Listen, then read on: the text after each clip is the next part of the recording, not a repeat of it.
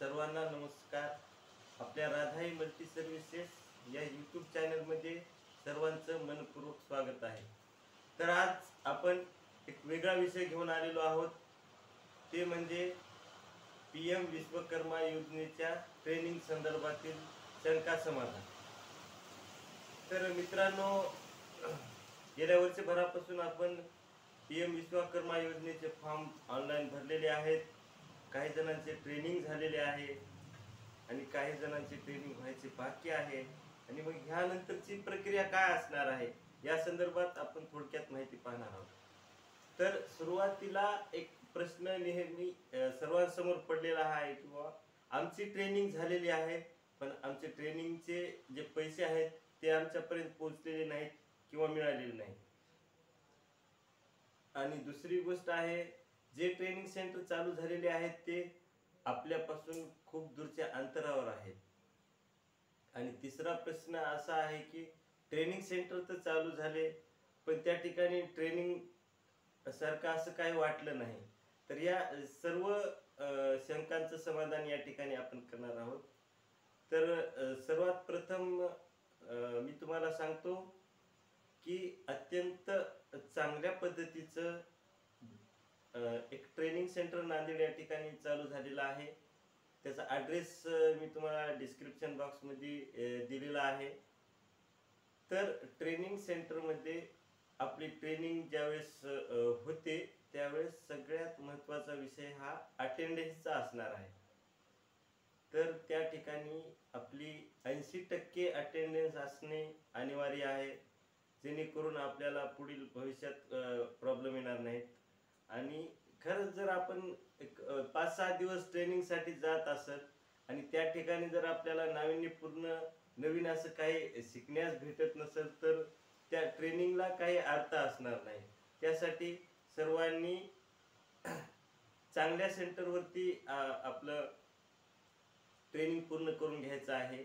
आणि ज्यांचं ट्रेनिंग आतापर्यंत झालेलं नाही, ज्यांचं ट्रेनिंग बाकी आहे, त्यांनी थेट आमच्याशी संपर्क साधावा. आम्ही तुमच्या ट्रेनिंगची पूर्ण व्यवस्था आणि तुम्हाला ट्रेनिंग संदर्भातली संपूर्ण माहिती पुरवू. त्यासाठी एक वेगळा व्हिडिओ या ठिकाणी आपल्या चॅनलवरती प्रसारित होईल. जर तुम्ही माझ्या चॅनलवरती नवीन असाल तर खाली दिलेल्या लाल रंगाच्या सबस्क्राईब बटनाला सबस्क्राईब करून बेल आयकॉनला प्रेस करा, जेणेकरून यानंतरचे नवीन अपडेट तुम्हाला तुमच्या मोबाईलवरती भेटून जातील. तर थोडक्यात आपण या ट्रेनिंग सेंटरमधला एक छोटासा व्हिडिओ पाहणार आहोत आणि त्यानंतर पुढच्या प्रक्रियेसाठी जी काय आवश्यक माहिती असेल ती लोन संदर्भातील असेल तर ती आपल्या चॅनलवरती प्रसारित करण्यात येईल. इकडून सपोर्ट द्या तुम्ही फक्त एका साईड. पण इथं जर ही फळी इथपर्यंतची जर तुम्ही कट केली असते एक, आणि हिला इथे एक खाता बनवला असता आणि या फळीलाही असा खाता बनवला असता हो गाला काढून, तर ही फळी इथपर्यंत आली असते, अखंड झाली असते, तिला सपोर्टची गरज नव्हती आणि कुठलाही फेविकॉल खिळा न मारता ती फळी तुमची राहिली असती. जस्ट मागून जे सपोर्ट दिला असता ह्याच्यात ते अखंड फळी राहिली असते, तिला लुक वेगळा आला असता. तसं याच्यामध्ये आलं दिलेलं आहे त्याच्यात फोटोमध्ये, त्यासाठी आपण आता बघा, आपण दुसऱ्याचं कॉपी पेस्ट किती करणार, आपल्याला आपली इनोव्हेटिव्ह माइंड वापरायचं ना. तर इंटरलॉकिंग सिस्टम नंतर तुम्ही ही फळी बसवली. आता भविष्यात तुम्ही घरी करताना कधी हे लक्षात ठेवा, हे सेंटरमध्ये येला आहे की नाही, अर्ध गाला काढायचं, गाला काढायचं आणि पूर्णच्या पूर्ण ती प्लेट अशी बसवली असते तुम्हाला, तर तिला सपोर्ट जास्त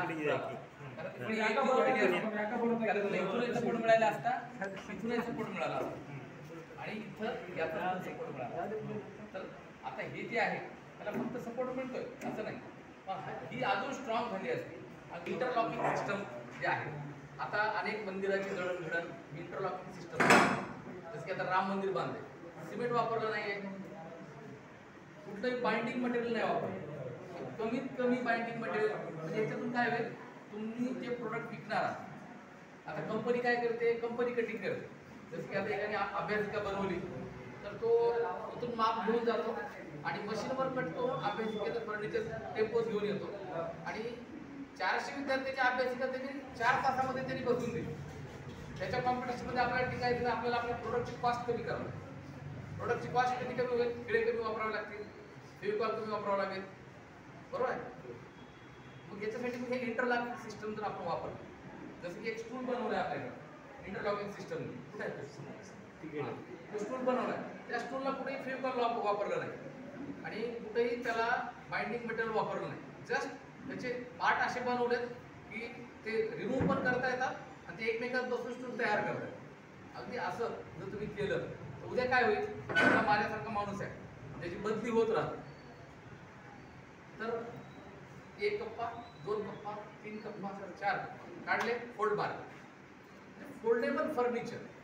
आणि आता काय भविष्याची गरज आहे की फ्लॅट छोटे आहेत शहरांमध्ये, ग्रामीण भागामध्ये तुमचं फर्निचर फार कोणी घेणार नाही. ग्रामीण भागात फर्निचरची आवश्यकता नाही, अजूनही भारतीय बैठक घालतात लोक. पण शहरामध्ये फ्लॅटची साईज वरचीवर लहान व्हायला आणि प्रत्येकाला वाटलं की डायनिंग टेबल माझ्या घरात असावा, सोफा सेट माझ्या घरात असावा. तर आता तुम्ही बघितलं चायनीज प्रोडक्टमध्ये सोफा सेट असा डिझाईन केलाय की सोफा सेट पण आहे, त्याला बेड पण बनवता येतं, त्याला आराम खुर्ची पण बनवता येतं, 3 फोल्डिंग मारतात.